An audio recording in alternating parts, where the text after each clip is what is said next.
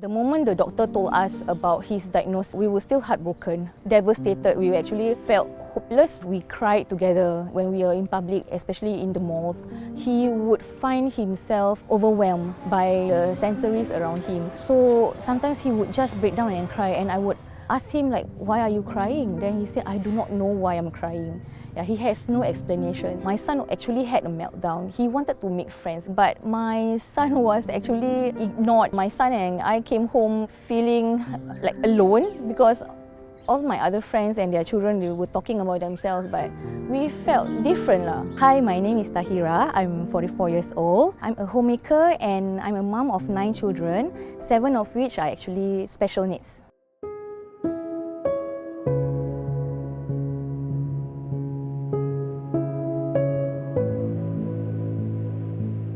Being a first grandchild in my family, right, I don't have anyone to compare whether my son actually lags in his milestone, because he do not have any delay in communication or any delay in his motor skills. But his behavior and social skills was a challenge back then. And there were also some red flags because it was starting to affect his academics. When we were in public, especially in the malls, he would find himself overwhelmed by the sensories around him. He was not able to self-regulate himself, especially in crowded areas. So sometimes he would just break down and cry, and I would ask him like, "Why are you crying?" Then he said, "I do not know why I'm crying."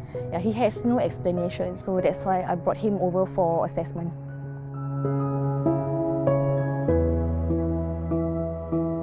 My son was diagnosed with Asperger's syndrome, which is mild autism. The day that we brought my son over for his assessment test, right, my husband and I, we have actually prepared ourselves mentally. We were less anxious actually, but the moment the doctor told us about his diagnosis, that it was actually a confirmed autism, right, we were still heartbroken, devastated. We actually felt hopeless. We actually have to grieve first. So we really did grieve. We cried together. He was our first child. So all the dreams and aspirations that we have for our first child was definitely crushed, and we do not know what else to do at that time.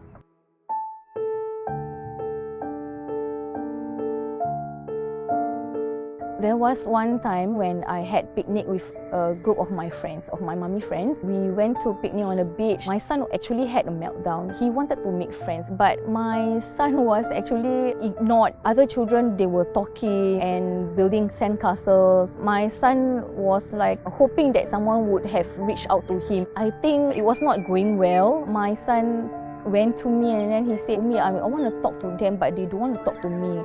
Then I pushed him and said, "It's okay, why not you try again?" So he actually tried a couple of more times, but eventually he was still ignored, and out on his frustration by kicking the sandcastle that was built by other children. I was upset over his behavior, but I have to understand because my son is the one that is facing this. I was pretty much sad that my other friends, they actually did not tell their children, "Hey, why not play with Auntie Tahirah's son? Like, enjoy the time," because all of us were enjoying, right? Unfortunately, my son and I came home feeling like alone because all my other friends and their children, they were talking about themselves, but we felt different lah. I think because I'm the only one who has a special needs child.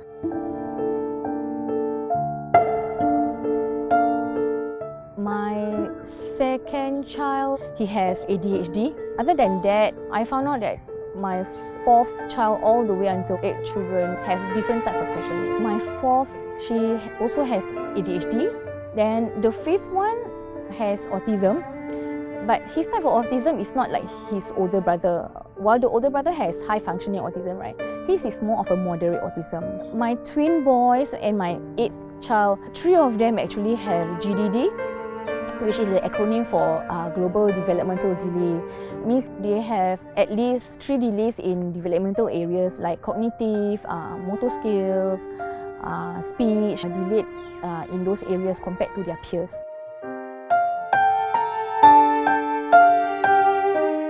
For every diagnosis, definitely I felt overwhelmed. My grieving period was actually shorter than the first time that I found out about the autism. But it was devastating, the same thing. I was like telling myself, why me again? Why me and my husband again? What did we do wrong? All these questions, all the doubts, all came and hit us all at the same time. We question ourselves like, am I a bad parent? Is this like a type of bad parenting?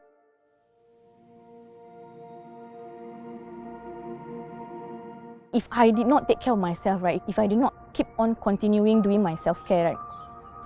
Keep on doing all the things that I love to do. You know, sometimes you just felt overwhelmed that you forgot to breathe properly. I definitely know that I won't be able to look after my children, but I do not want to get myself drowned.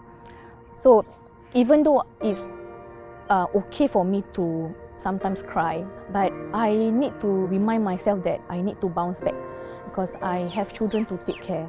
It does not necessarily mean for me to go for a holiday just to self-care for myself. My style of self-care are actually all those bite sizes, like walking through the park. Like, it's a target for me also to have 10,000 steps a day. So exercise do help with my mental strength and physical. And for emotional wise, right, I love to read motivational books and also videos because I found that knowledge is actually very empowering. It's actually a lifelong journey.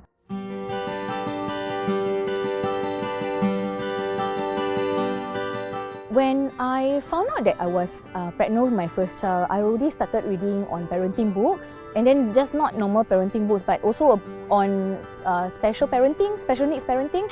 Having children, you need knowledge, and then with that knowledge, you teach yourself how to implement those things that you actually learn. Every month, my husband and I, we make it a point to bring at least 2 children out. In our conversation, we talk about what's going on with my child's life, school, friends, what are their goals, any updates, and then we talk about their feelings. It is also equally important for us as a parent that we also must know what our children are thinking and also what are they feeling about. I found out about my parenting style, and with the knowledge that I gained through parenting books, so all those I actually read thoroughly, and then what I can remember and what I can implement, I carry out. And it gets easier and easier as you build foundation from your first child and then move on to your second and third child. So from not knowing anything, it's easy to say that right now that for me parenting is easier with the knowledge that I have.